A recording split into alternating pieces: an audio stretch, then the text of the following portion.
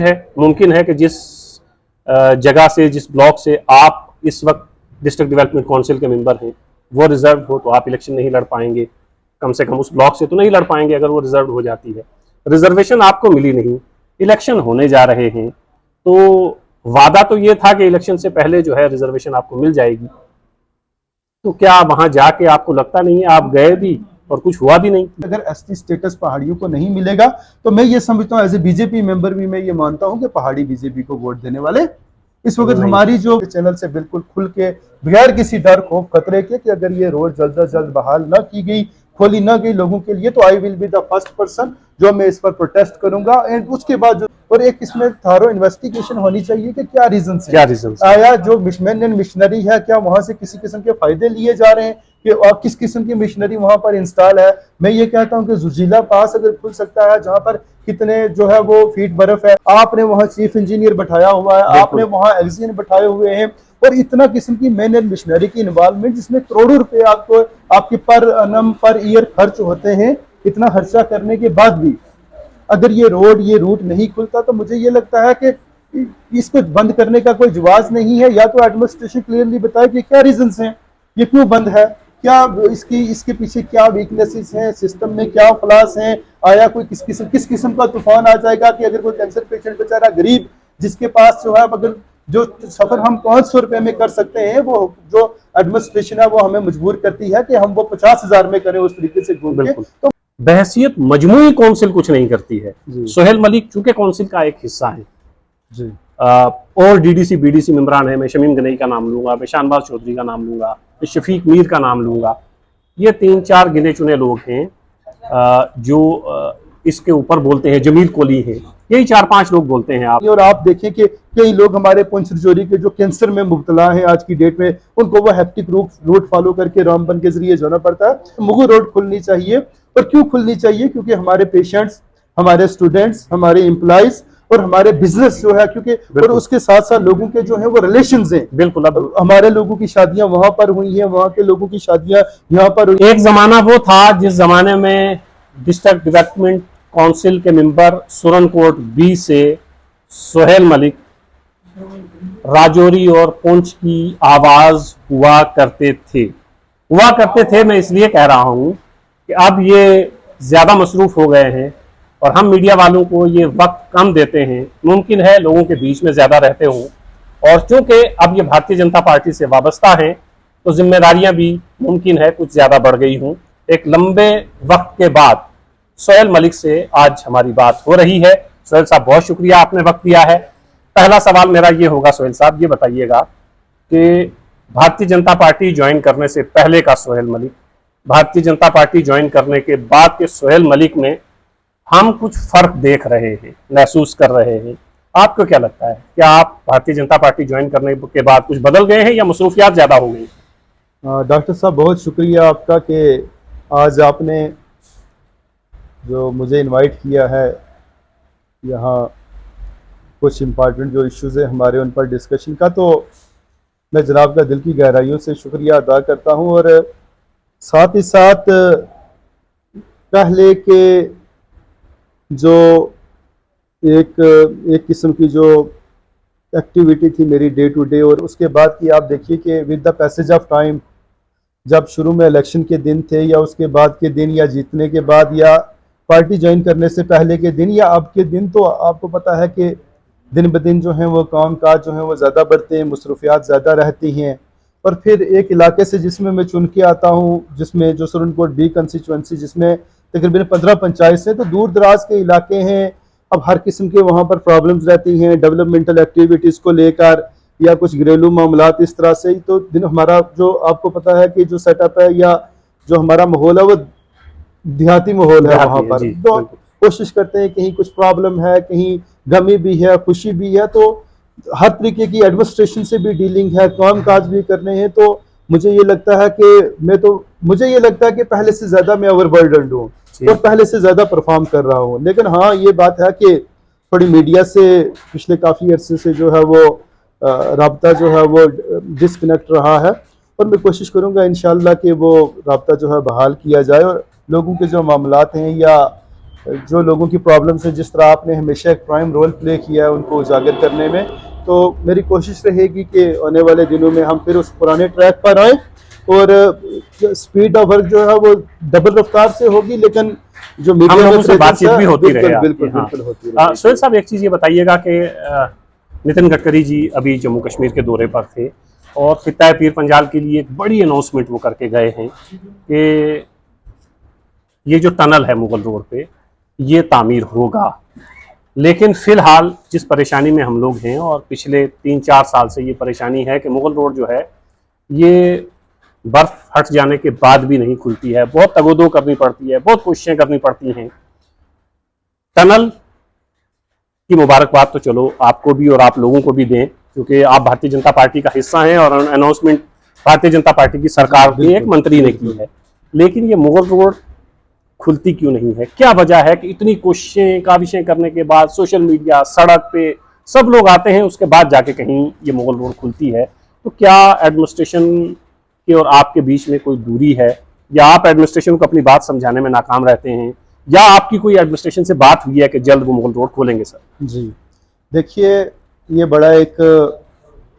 Burning topic है Mughal road का लेकर, जो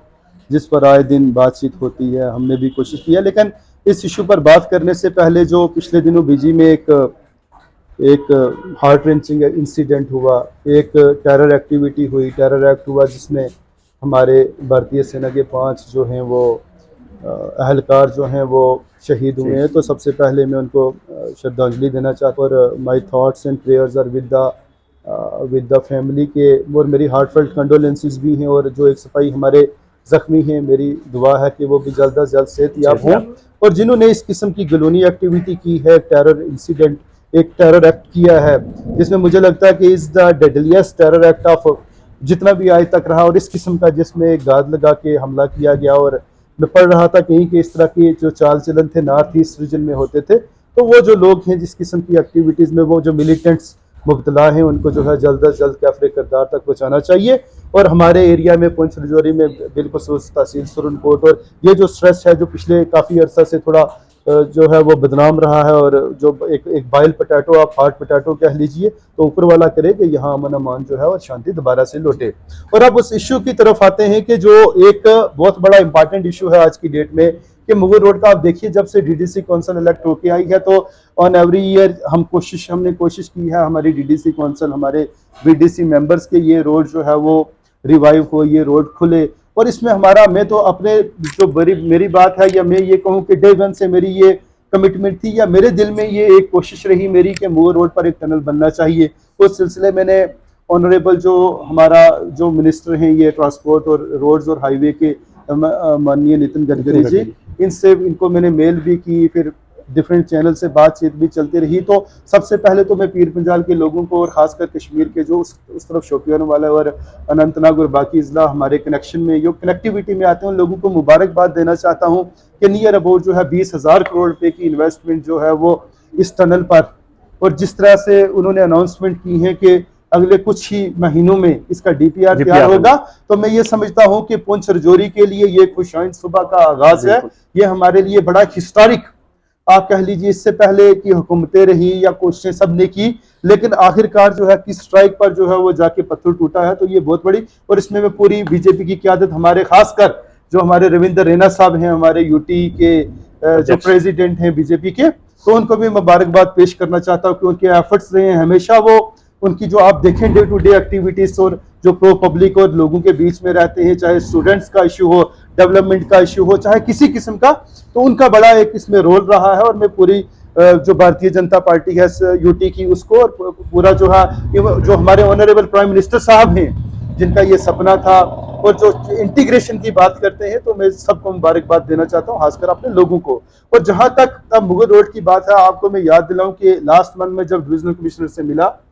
डॉक्टर रमेश साहब से, तो मेरी बात हुई उनसे, तो उन्होंने कहा कि हम इसको जल्द अज जल्द खोलेंगे। उसके बाद भी हमारे कांस्टेंट एफर्ट्स रहे, जितने भी हायर अप्स हैं उनसे बात रही, और इवन पार्टी लाइन से भी इसमें बात रही कि अगर जोजिला टनल खुल सकता है, या दूसरे जो बड़े बड़े रूट्स हैं, और जो बड़े टेरिफिक रूट्स हैं, आप समझिए बड़े डेंजरस रूट्स हैं, और अगर वो वहां पर ट्रैफिक रिवाइव हो सकता है, ट्रैफिक वहां पर चल सकता है, तो इस रूट पर क्यों नहीं चल सकता। तो इस संबंध में डिविजनल कमिश्नर साहब से भी बात हुई, इसमें बाकी ऑफिसर जो है उनसे बात हुई, डिस्ट्रिक्ट लेवल पर डीसी साहब से भी बात हुई। इवन कल जो डीसी साहब सुरनकोट गए वहां भी हमारे सरपंच हजरात ने उनके सामने ये बात रखी, जिसमें सरपंच जमील साहब थे, द्राबा के बफलियाज के सरपंच साहिबा थे, सुरनकोट के सरपंच थे, बाकी भी लोग थे पेशाना डुगरिया के, सब ने इन यूनानिमस और वन वॉइस में ये कहा कि मुगल रोड खुलनी चाहिए। और क्यों खुलनी चाहिए? क्योंकि हमारे पेशेंट्स, हमारे स्टूडेंट्स, हमारे एम्प्लॉइज और हमारे बिजनेस जो है, क्योंकि और उसके साथ साथ लोगों के जो है वो रिलेशंस हैं। बिल्कुल, अब हमारे लोगों की शादियां वहां पर हुई हैं, वहां के लोगों की शादियां यहाँ पर हुई हैं, और आप देखें कि कई लोग हमारे पुंछ रजौरी के जो कैंसर में मुब्तला हैं आज की डेट में, उनको वो हेप्टिक रूट फॉलो करके रामबन के जरिए जाना पड़ता है। तो वो अपने आप में बड़ी दुखी बात है। तो कल मैंने भी डिप्टी कमिश्नर साहब से मेरी जो बात हुई, तो मैंने भी कहा, उन्होंने कहा कि कुछ दिन दीजिए, मुझे लगता है कि विद इन वीक्स टाइम जो है वो ये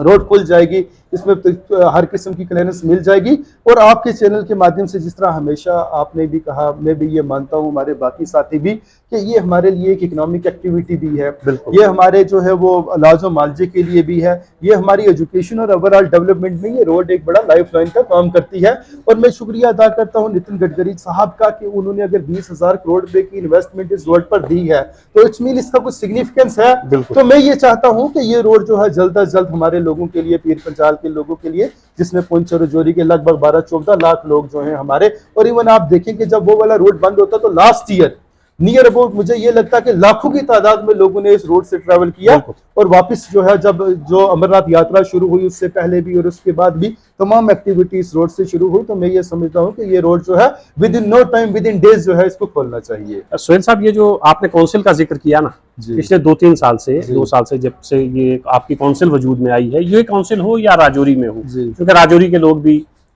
इसी से सफर करते हैं, इसी रास्ते से, बहसियत मजमूई काउंसिल कुछ नहीं करती है। सोहेल मलिक चूंकि काउंसिल का एक हिस्सा है जी, और डीडीसी बीडीसी मेंबरान है, मैं शमीम गनई का नाम लूंगा, मैं शानबाज चौधरी का नाम लूंगा, मैं शफीक मीर का नाम लूंगा, ये 3-4 गिने चुने लोग हैं जो इसके ऊपर बोलते हैं। जमील कोली है, यही 4-5 लोग बोलते हैं। आप ऐसे ही राजौरी में भी हैं। काउंसिल मजमूई एफर्ट क्यों नहीं करती है? क्यों एक इस हवाले से काउंसिल की चेयरपर्सन एक मीटिंग नहीं बुलाती है, तमाम डीडीसी बीडीसी मेंबरान वहां इकट्ठे नहीं होते हैं? या आपको लगता है कि ये कोई मसला नहीं है बहुत ज्यादा? देखिए, ये मैंने पहले कहा कि इकोनॉमिक डेवलपमेंट से लेकर ओवरऑल डेवलपमेंट तक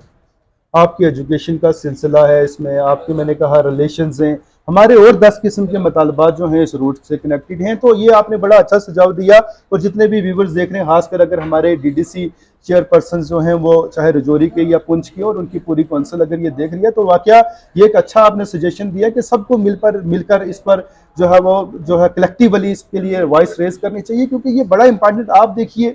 कि लोग कहते हैं कि हमें कश्मीर भेजा जाए, या लोग कहते हैं हमें इलाज और मालजे के लिए, या मैं ये कहता हूं कि इमरजेंसी नेचर के केसेस को कम से कम भेजना चाहिए। हम ये नहीं कहते कि आप हमें जो है वो कहीं किसी और मुल्क में भेजें। ये समझ नहीं आती कि एक मुल्क में रह के within the ambit of constitution where this is clearly mention under article 19(1)(a) of Indian constitution के you can roam anywhere within the territory of country. तो इस किस्म की रिस्ट्रिक्शंस, इस किस्म के गैग्स और इस किस्म की, जहां पर आप देखें कि करोड़ों रुपए के जो है वो फंड्स इसमें जो लगाते हैं हर साल इसकी मेंटेनेंस के लिए, आपने वहां चीफ इंजीनियर बैठाया हुआ है, आपने वहां एक्सियन बैठाए हुए हैं, और इतना किस्म की मैन एंड मिशनरी की इन्वॉल्वमेंट जिसमें करोड़ों रुपए आपको आपके पर अनम पर ईयर खर्च होते हैं। इतना खर्चा करने के बाद भी अगर ये रूट नहीं खुलता तो मुझे ये लगता है कि इसको बंद करने का कोई जवाब नहीं है। या तो एडमिनिस्ट्रेशन क्लियरली बताए कि क्या रीजंस हैं, ये क्यों बंद है, क्या इसके पीछे क्या वीकनेसेस हैं, सिस्टम में क्या फ्लॉस हैं, आया कोई किस किस्म का तूफान आ जाएगा कि अगर कोई कैंसर पेशेंट बेचारा गरीब जिसके पास जो है अगर जो सफर हम 500 रुपए में कर सकते हैं, वो जो एडमिनिस्ट्रेशन है वो हमें मजबूर करती है कि हम वो 50,000 में करें उस तरीके से घूम के। तो मुझे लगता है ये लोगों के एक किस्म की सब्जुगेशन है। कुछ लोग ऐसे हैं, मैं सबका नहीं, मैं ऑनरेबल एलजी साहब का, मैं उनका विजन, उनका जो रोल है, उनका ओवरऑल जम्मू कश्मीर की जो फलाह बहबूदी के लिए पिछले 4-5 सालों में उन्होंने जो काम किए हैं, खासकर जितने भी हमारे एलजी साहब गुजरे हैं, तो they are beyond words and they are beyond comparison. और हमारे चीफ सेक्रेटरी साहब भी आपने पिछले दिनों देखा कि अवार्ड मिला, मैं इवन के शाहिद चौधरी साहब से भी इस सिलसिले में मिला। उन्होंने भी मुझे ये कहा यार कि वो जो ट्राइबल्स वाला इशू हमने रेज किया जब लास्ट टाइम मैं सेक्रेटरीट में मिला, तो उन्होंने भी कहा 100 ट्रक्स हैं शायद वो जम्मू प्रोविंस और कश्मीर में, तो हम माल मवेशी लेके जाएंगे। मैं ये समझने की कोशिश करूंगा आपसे मुगल साहब कि कब वो वक्त आएगा जब लोग अपना माल मवेशी लेके जाएंगे, या ये रूट क्यों नहीं खुल रहा, क्या रीजंस हैं। तो मुझे ये लगता है कि इससे जल्द अज जल्द जो है वो खोल देना चाहिए, और एक इसमें थारो इन्वेस्टिगेशन होनी चाहिए कि क्या रीजन है, क्या रीजन, आया जो मिशनरी है क्या वहां से किसी किस्म के फायदे लिए जा रहे हैं, कि और किस किस्म की मिशनरी वहां पर इंस्टॉल है। मैं ये कहता हूं कि जुजीला पास अगर खुल सकता है जहां पर कितने जो है वो फीट बर्फ है, तो यहाँ पर तो मुझे लगता है 1.5-2 फुट बर्फ भी नहीं बची हुई। और आप डेली वीडियोस भी देखते हैं जो सर्कुलेशन में है, लोगों की मीडिया वाले वहां पर जा रहे हैं, और लोग वहां पर जो पैदल चल रहे हैं वो भी पूरा अहवाल बता रहे हैं। तो मुझे ये लगता है कि हाई टाइम है राजौरी और पुंछ की जो डीडीसी काउंसिल्स हैं उनको यूनाइट होके इन यूनानिमसली और इन वन वॉइस उनको जो है ये मुतालबा करना चाहिए कि ये रूट जो है जल्द अज जल्द खोला जाना चाहिए। और मैं ये समझता हूँ कि अगर ये रूट नहीं खोला जाएगा तो the day is not away. जब मैंने कल भी किसी ऑफिसर से बात की कि मैंने कहा आप मजबूर करते हैं कि कोई प्रोटेस्ट हो, किसी किस्म की कोई हालात खराब हों या हो कोई और किस्म की, तो मैं ये कहता हूँ आपके चैनल से बिल्कुल खुल के बगैर किसी डर खौफ खतरे के कि अगर ये रोड जल्द अज जल्द बहाल ना की गई, खोली ना गई लोगों के लिए, तो I will be the first person जो मैं इस पर प्रोटेस्ट करूंगा, एंड उसके बाद जो सिचुएशन होगी उसके लिए मैं जिम्मेदार नहीं हूँ। ये वो सोहेल मलिक है जो भारतीय जनता पार्टी ज्वाइन करने से पहले, जो अब आपने बातें की ना, जी जी, ये भारतीय जनता पार्टी ज्वाइन करने से पहले वाला सोहेल मलिक जो है वो एकदम से निकल कर बाहर आया है। ये बताइए, भारतीय जनता पार्टी ज्वाइन करने के बाद एक कॉज के लिए, तब भी आपने कहा था बिल्कुल कि रिजर्वेशन एक कॉज है, पहाड़ियों को रिजर्वेशन मिलना चाहिए। रिजर्वेशन तो आपको नहीं मिला है, इलेक्शन होने जा रहे हैं जिसमें पंचायत, बीडीसी, डीडीसी, तो रिजर्वेशन जाहिर है मुमकिन है कि जिस जगह से, जिस ब्लॉक से आप इस वक्त डिस्ट्रिक्ट डेवलपमेंट काउंसिल के मेंबर हैं वो रिजर्व हो, तो आप इलेक्शन नहीं लड़ पाएंगे, कम से कम उस ब्लॉक से तो नहीं लड़ पाएंगे अगर वो रिजर्व हो जाती है। रिजर्वेशन आपको मिली नहीं, इलेक्शन होने जा रहे हैं, तो वादा तो ये था कि इलेक्शन से पहले जो है रिजर्वेशन आपको मिल जाएगी, तो क्या वहां जाके आपको लगता नहीं है, आप गए भी और कुछ हुआ भी नहीं? देखिए पिछले 2-2.5 साल की जो स्ट्रगल है, हालांकि ये पिछले 40 साल की स्ट्रगल है जिसमें हमारे बुजुर्गों ने, हमारे जो भाई थे, हमारे कबीले के जो लोग थे, उन्होंने बड़ी कुर्बानियां दी हैं, और कुछ लोग इस जद्दोजहद में, इस सिलसिले में, इस एक हदफ को लेकर दुनिया फानी से खैर बात कह गए। फिर नई पीढ़ी है जिसमें हम लोगों ने एक शुरुआत की, और आप देखिए कितने जल्दी जो है जो मसला कहीं नहीं था पिछले 40 साल में, जिस एक बुत को हम जो है कोशिश कर रहे थे कि इसको जान डाली जाए, तो वो कहीं एग्जिस्ट नहीं कर रहा था। जिस पेड़ पर हम चढ़ने की कोशिश कर रहे थे उसकी जड़ें भी नहीं थी। तो आज की डेट में आप देखें कि पिछले 2-2.5 साल में इतनी डेवलपमेंट हुई है कि वो जो इशू कहीं पर नहीं था, वो जो पहाड़ियों की एक डिमांड थी कि उनको शेड्यूल ट्राइब स्टेटस दिया जाए, और उसमें खासकर जो बीजेपी सरकार का, खासकर जो यूटी, हमारी बीजेपी की यूटी जो भारतीय जनता पार्टी का यूनिट है जम्मू कश्मीर में, तो उसमें रविंदर रैना साहब की जो कोशिशें काविशें हैं कि उस मरे हुए इस काज को उन्होंने ऑक्सीजन दी, उन्होंने जो है ये वेंटिलेटर पर पड़ा हुआ था, आज उनको वो जिंदा करके। और मैं आपको ये यकीन और दावे के साथ मतलब कहूँगा इस वक्त कि जहाँ तक हमारी ब्रीफिंग भी है, यहाँ पर जो हमारे कॉन्टैक्ट्स हैं, चाहे वो स्टेट लेवल पर है चाहे वो ऊपर है, तो मुझे ये बिल्कुल क्लियर है कि इलेक्शन से पहले पहाड़ियों के साथ इंसाफ होगा। हालांकि लोग जो मोमेंटम है हमारा वो ब्रेक डाउन हुआ है, मैं ये चीज़ इसमें तस्लीम करूँगा। जो लोगों की एक्सपेक्टेशन थी, चाहे पिछले सेशन में या बजट सेशन में, कि चाहे मतलब हालात बदलेंगे, वो जल्द से जल्द जो है पिछले 40 साल की जो तबाहकारियाँ हैं उसमें जो है वो इंसाफ होगा। तो मैं ये समझता हूँ कि जल्द अज जल्द उसमें बात होगी। और इस चीज़ को मैं इतने स्ट्रेसफुली और मतलब इतने स्ट्रॉन्ग तरीके से क्यों प्रोजेक्ट करता हूँ कि पहाड़ियों को एसटी स्टेटस जरूर मिलेगा, क्योंकि ये जो कमिटमेंट इलेक्शन से पहले मिलेगा, इलेक्शन से पहले मिलेगा, क्योंकि ये जो कमिटमेंट है ये देश के पावरफुल होम मिनिस्टर, ऑनरेबल जो होम मिनिस्टर है किस इलेक्शन की आप बात कर रहे हैं जिसका कोई ठिकाना नहीं है, या वो इलेक्शन जो फाइनेंशियल ईयर में मैं ये कहता हूं कि कोई भी इलेक्शन आएगा उससे पहले मैं पूरा उम्मीद हूं कि हमारे लोगों को जो है एसटी स्टेटस मिलेगा, और हमारे लोग भी जो है उनकी भी इज्जत नफ्स महफूज रहेगी, और हम भी जो है अपनी अपनी रिप्रेजेंटेशन। देखिए आपने कहा कि आप इलेक्शन, मेरा डे 1 से ये मौक़िफ़ है कि मैं अपने पर्सनल बेनिफिट्स को लेकर ना मैं भारतीय जनता पार्टी में गया हूँ, अपने पर्सनल बेनिफिट्स को लेकर ना मैंने एसटी स्टेटस की लड़ाई लड़ी है। मेरा डे 1 से ये मौक़िफ़ बिल्कुल क्लियर है कि हमारी इंडिविजुअल से ज़्यादा हमारी एक कलेक्टिव फाइट है। मेरे ज़ाती जो एक मफाद है उससे लेकर ये हमारा इज्तिमाई, जिसमें आप देखें कि मैंने पहले भी कहता रहा और आज भी जो हमारे ऑडियंस मुझे देख रहे होंगे उनकी मेमोरी रिफ्रेश करने के लिए, कि कि हमारे जो लोग एजुकेटेड अनएम्प्लॉयड लोग हैं, हमारे जो बाकी जो हमारे एम्प्लॉयज थे, ठीक है, हमारे जो बाकी अगर लोग 10 पिछले 70 सालों में 10 कदम आगे गए हैं, तो मुझे ये लगता है कि पहाड़ी तबका जो है रिजर्वेशन न होने की वजह से पिछले 70 सालों में या पिछले 40 सालों में 100 कदम पीछे गया है। तो मैं ये समझता हूँ, मुझे ये लगता है हमारे लोग, मैं ये उनको कहता हूँ कि आप पूरी उम्मीद रहें, जब हमारा एग्जिस्टेंस ही खत्म हो जाएगा किसी चीज में, तो फिर गिले शिकवे करने की कोई बात नहीं बचेगी। इस वक्त हम सबको, जिस तरह हम पहले एक यकमुश्त हुए थे, हम सब ने बड़े यूनाइटेडली और बड़े जो है वो एक लाउड एंड क्लियर मैसेज दिया था कि इस हाथ से दो और इस हाथ से दो, जो हमसे हमारे वादे वफा करेगा, हम उसके साथ जो है वो चलने के लिए तैयार हैं। तो मुझे ये लगता है कि ऑनरेबल प्राइम मिनिस्टर और ऑनरेबल होम मिनिस्टर साहब की जो कमिटमेंट है कि अब जो हमारे जम्मू कश्मीर के पहाड़ी लोग हैं उनके साथ भी इंसाफ होगा, तो मैं ये समझता हूँ कि इंसाफ 100% होगा। और मैं आपके चैनल से ये भी कहना चाहता हूँ, मुझे कहना नहीं चाहिए, हम एक सिस्टम, एक ऑर्गेनाइजेशन का पार्ट है, कि अगर एसटी स्टेटस पहाड़ियों को नहीं मिलेगा, तो मैं ये समझता हूँ एज ए बीजेपी मेंबर भी मैं ये मानता हूँ कि पहाड़ी बीजेपी को वोट देने वाले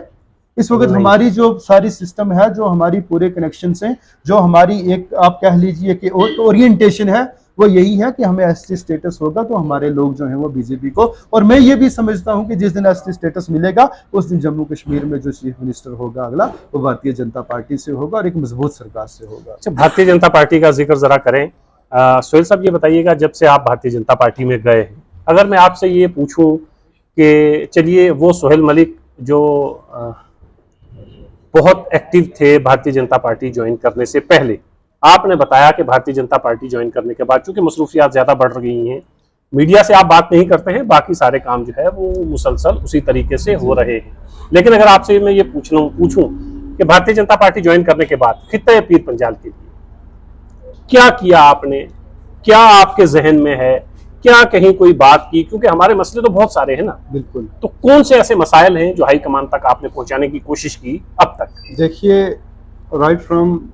the day when I got elected into DDC-ship, and after that, after joining and getting into this BJP, I have always aspired for my people कि मैं उनकी वेलफेयर के लिए, उनकी ओवरऑल डेवलपमेंट के लिए बात कर सकूं। तो जब से मुझे ये लगता है कि जब मैं इंडिपेंडेंट कैंडिडेट था, मतलब एज ए इंडिपेंडेंट जो आगे चला डीडीसी, तो मुझे लगता है कि एक इंडिपेंडेंट फ्लो में चलना और एक सिस्टम के साथ चलना, उसमें ज़मीन आसमान का फर्क होता है। तब आपकी अपनी मनमानियाँ होती हैं, अपनी मर्जियाँ होती हैं, आप अपने तरीके से उठते बैठते हैं। तो जब आप एक ऑर्गेनाइजेशन का पार्ट बनते हैं, तो उसमें कुछ डिसिप्लिन है, कुछ ज़ायते, कुछ ज़ाब्ते हैं, कुछ कवायद हैं, उनके साथ आपको फ्लो करना पड़ता है। तो मुझे ये लगता है कि भारतीय जनता पार्टी ज्वाइन करने के बाद, मैंने पहले ही आपको खुल के कहा कि मुशर्रफियात डबल है। देखिए, हम किसी एक एंगल पर पहाड़ियों के लिए भी इंटरनली काम कर रहे हैं, किसी एंगल पर जो है ओवरऑल अपने लोगों के लिए काम कर रहे हैं, किसी एंगल पर जो है पीर पंजाल की डेवलपमेंट के लिए एक होलिस्टिक मॉडल तैयार कर रहे हैं। और मैं ये चाहता हूँ कि मेरे होने के बाद, मेरे होने की इस सियासत में अगर चीज़ें ना बदले, तो मुझे लोगों को इलेक्ट करने का कोई फ़ायदा नहीं था जी। अगर मैं कुछ ना कर पाया या मेरे से पहले लोग कुछ परफॉर्म ना कर पाए, तो मुझे लगता नहीं है कि नए कैंडिडेट या नए सिस्टम मुझे, वो आप समझिए इस तरह से कि अगर मैं भी नॉन परफॉर्मर रहा तो कुछ फ़ायदा नहीं रहेगा। आप देखिए कि मूर रोड के टनल का आपने देखा होगा कि जिस दिन टनल की अनाउंसमेंट हुई, एक लेटर भी सोशल मीडिया पे कहीं जो है वायरल था, जिसमें मैंने नितिन गडकरी जी को तब लेटर लिखा था 2021 में, और ये मेरे ख्याल में 8वां महीना था कि मूर रोड पे टनल जो है कंस्ट्रक्शन होनी चाहिए। तो इस तरह बियॉन्ड द कर्टन और बियॉन्ड द, मतलब एक सिस्टम में ले लीजिए, अंडरकरंट में हम काम कर रहे हैं, जिसमें देखिए हमारी प्रायोरिटी है। तब मैं डीडीसी मेंबर नहीं था, तो GMC for Poonch was one of my dream, and मैं उस पर मैंने कोशिश की है। और आज की डेट में भी हम कॉन्स्टेंटली अपनी जो है हाई कमांड के साथ वो कांस्टेंट टच है कि पुंछ एक ऐसा जिला रह गया है जहां पर मुझे लगता है कि अभी तक जीएमसी, हालांकि आप देखिए कि हमारा इस तरह से अगर आप घूम के जाएंगे तो हमारा तकरीबन 1/3 ऑफ द जो है आउट ऑफ 3 पोर्शन, मतलब मुझे लगता है 2 एरिया जो है हमारे बॉर्डर कनेक्टेड हैं। अगर एक इस एरिया को आप डिवाइड करें तो 2/3 of the area is connected with border और कैजुअलिटीज और जो सीज फायर वायलेशंस रही। तो मुझे ये लगता है आज की डेट में एक अर्जेंट नीड है कि यहाँ पर गवर्नमेंट मेडिकल कॉलेज जो है वो पुंछ में एस्टैब्लिश होना चाहिए। उसके बाद हम कोशिश कर रहे हैं, मैं ये कोशिश कर रहा हूँ पर्सनली कि यहाँ पर एक अच्छी यूनिवर्सिटी होनी चाहिए, और हमारे जो छोटे पॉकेट्स हैं वहाँ पर केंद्रीय विद्यालय होने चाहिए। वो रोड की बात की जाए, वहाँ पर इंटरनेट जो है वो नेटवर्क कनेक्टिविटी होनी चाहिए, वहाँ पर जो है वो ट्रॉमा सेंटर होना चाहिए। तो कहीं एक उस किस्म के हम कोशिश कर रहे हैं, और कहीं ना कहीं वो बात सुनी जा रही है। और आप पूरी उम्मीद में आपको और अपनी जनता जितनी भी मुझे देख रही है, मैं उनको यकीन दिलाना चाहता हूँ। कहते हैं कि action speak loader than words, तो मैं उनको कहीं ना कहीं ये यकीन दिलाना चाहूँगा कि आप देखेंगे इंशाल्लाह अगले 6 महीने, अगले साल में ये सारी चीज़ें जो मैं आपको गिन के बता रहा हूँ, लिस्ट इज़ वेरी लॉन्ग। अगर मैं काउंट करना शुरू होगा, स्टेडियम की आप बात कर लीजिए, आप जो हमारे प्रोजेक्ट्स हैं डिफरेंट किस्म के, नबार्ड में हैं या PMGSY में उतरे भी हैं, ज़मीन पर आगे भी आ रहे हैं, तो ये एरिया की हमारी जो है वो खला जल जीवन मिशन आप देख लीजिए, उसके बाद बाकी चीज़ें देख लीजिए। ग्राउंड वाटर में मैंने कभी ये मीडिया में नहीं कहा, लेकिन मैंने लास्ट टाइम भी जो अपना मोर देन 50 लाख रुपए जो है वो हैंडपम्प्स में इन्वेस्ट किया कि लोगों की प्रॉब्लम दूर। तो लोकल लेवल से लेकर एक आप कह लीजिए कि सस्टेनेबल लेवल ऑफ डेवलपमेंट, जिसमें हम अगले 10 साल का विजन लेके चल रहे हैं, अगले 20 साल का विजन लेके चल रहे हैं। जो हमारी ST स्टेटस की लड़ाई है, मेरी इंडिविजुअल नहीं है। मैंने in every interview I have spoken it very clearly कि ना मेरी कोई जॉब लगनी है, ना मेरे फादर साहब कोई DGP हैं। पहले कहा कि मेरे लिए मेरे लोग, मेरा एरिया, और उसमें लोगों के मतलब सब लोग हैं हमारे, चाहे गुज्जर बरादरी के लोग हैं, चाहे पहाड़ी बरादरी के लोग हैं, चाहे वो बकरवाल लोग हैं, चाहे हमारे हिंदू हैं, मुस्लिम हैं, सिख हैं, मेरी नज़रों में सब लोग बराबर हैं। हाँ, किसी को अगर अपने साय से डर लगे तो 10 बार डरता रहे। मेरा विजन, मेरे गोल्स अपने लोगों के लिए, अपने एरिया के लिए, सब चीज़ों के लिए बड़े क्लियर हैं। और मैं ये समझता हूँ कि एक वाहिद जमात जो ये सारे गोल फिल कर सकती है वो भारतीय जनता पार्टी है, जो कि माननीय प्रधानमंत्री नरेंद्र मोदी साहब की जो है क़यादत में बड़ा ज़बरदस्त काम कर रही है। और यहाँ पर जम्मू कश्मीर में अगर कोई ये सपने हमारे विजन पूरे करेगा, वो हमारे जो है रविंदर रैना साहब माननीय और अशोक कौल जी और उनकी पूरी टीम जो इस वक्त मजबूती के साथ जो है जम्मू कश्मीर में काम कर रही है। और मैं ये आपके चैनल से बड़े वसूख और दावे से कहूँगा कि जो रैना साहब का स्लोगन है, जो कौल साहब का स्लोगन है, जो अपने किश्तवाड़ वाले हैं हमारे सुनील जी का स्लोगन है कि आपकी बार 50 पार। और इंशाल्लाह जब ये चीज़ें ज़मीन पर उतरेंगी, जिस तरह आपने देखा कि जिस दिन मुगल रोड की अनाउंसमेंट हुई, जो टनल की, तो entire Rajouri Poonch Pir Panjal region was celebrating and rejoicing, और बड़ी एक जुबलियंट मूवमेंट थी लोगों की कि इतनी एक, मुझे लगता है ये नस्लों का काम है। मैंने कहा हमारे जो डेवलपमेंटल मॉडल्स हैं वो 20-30 साल को लेकर बने हैं, जो पहाड़ियों के लिए स्ट्रगल है। अगर आज हमें ST स्टेटस मिलता तो अगले 10 साल में देखेंगे आप कि हमारे लोग कहाँ पर पहुंचेंगे। तो मैं ये समझता हूँ, ओवरऑल मैं भी कोशिश कर रहा हूँ, दिन रात लगे हुए हैं, तो इंशाल्लाह चीज़ें और हालात जो हैं वो मज़ीद बेहतर होंगे। सोहेल मलिक के ख्वाब तो बहुत सारे हैं, और इन ख्वाबों की ताबीर उसी जमात से जुड़ी हुई है जिस जमात से सोहेल मलिक का ताल्लुक़ है। खित्ता पीर पंजाल के लिए क्या क्या अगले 10 साल के लिए प्लान है वो आपको बताया गया। इस वक्त मुगल रोड के हवाले से